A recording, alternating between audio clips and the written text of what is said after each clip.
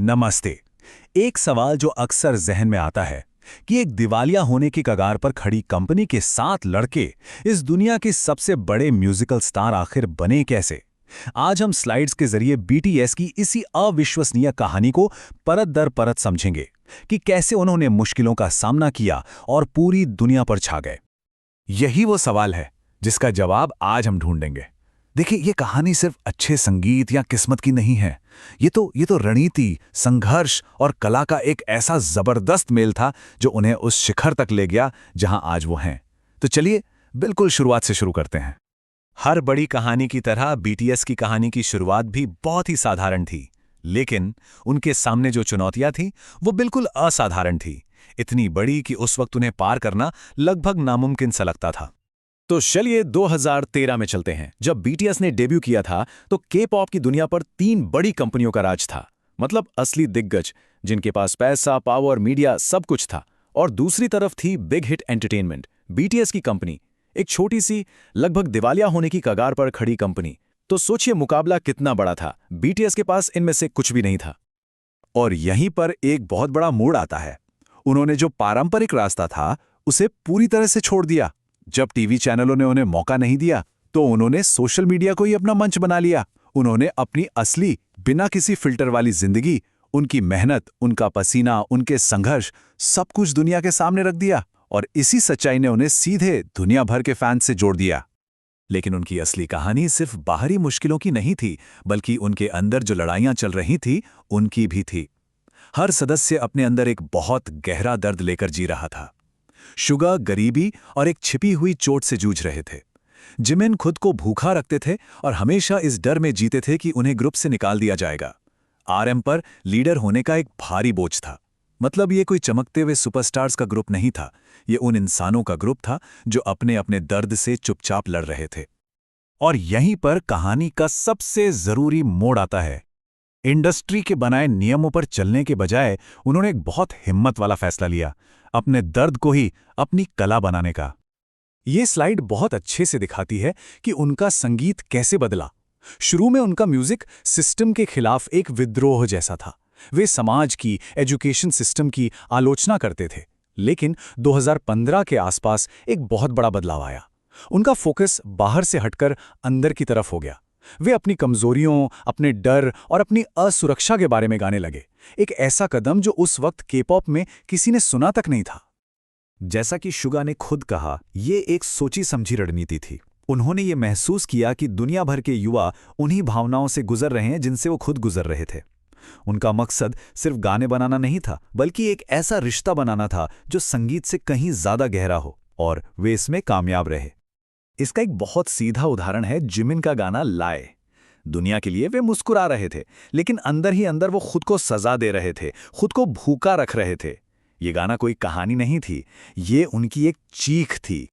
बिल्कुल इसी तरह जिन ने अपने गाने अवेक में अपनी सबसे गहरी असुरक्षा को दुनिया के सामने रख दिया। उन्हें लगता था कि वे दूसरों जितने टैलेंटेड नहीं हैं, कि उनका काम बस बाकी 6 फूलों को सहारा देना है। के-पॉप की उस चमक दमक वाली दुनिया में इस तरह की कच्ची ईमानदारी बहुत बड़ी बात थी, और इसने फैंस के दिलों को सीधे छू लिया। तो सबसे जरूरी बात यही है, इसी ईमानदारी ने सब कुछ बदल दिया। उनका दर्द अब उनकी कमजोरी नहीं रहा, बल्कि उनकी सबसे बड़ी ताकत बन गया। अब आगे बढ़ते हैं और देखते हैं कि इस ईमानदारी का नतीजा क्या निकला। जब उन्होंने अपनी सच्चाई को गले लगाया तो पूरी दुनिया ने आखिरकार उन्हें सुनना शुरू कर दिया। ये उनकी ग्लोबल सक्सेस का एक विस्फोटक दौर था। और फिर जो हुआ वो किसी धमाके से कम नहीं था। 2017 में बिलबोर्ड अवार्ड जीतना, फिर 2018 में अमेरिका में नंबर 1 एल्बम, 2019 में लंदन का वेम्बली स्टेडियम सोल्ड आउट करना, और 2020 में डायनामाइट के साथ तो पूरी दुनिया पर छा जाना। उनकी कामयाबी की रफ्तार वाकई अविश्वसनीय थी। ये जो नंबर दिख रहा है 4, इसका मतलब क्या है? इसका मतलब है 4 नंबर 1 एल्बम, वो भी अमेरिका में सिर्फ 2 साल के अंदर। अंदाजा लगाइए, द बीटल्स के बाद कोई ग्रुप इतनी तेजी से ये कमाल नहीं कर पाया था। हाँ, द बीटल्स। तो ये सिर्फ किसी के-पॉप ग्रुप की कामयाबी नहीं थी, ये तो म्यूजिक हिस्ट्री का एक बड़ा मोमेंट था। लेकिन ये कहानी सिर्फ चार्ट्स और अवार्ड्स की नहीं है।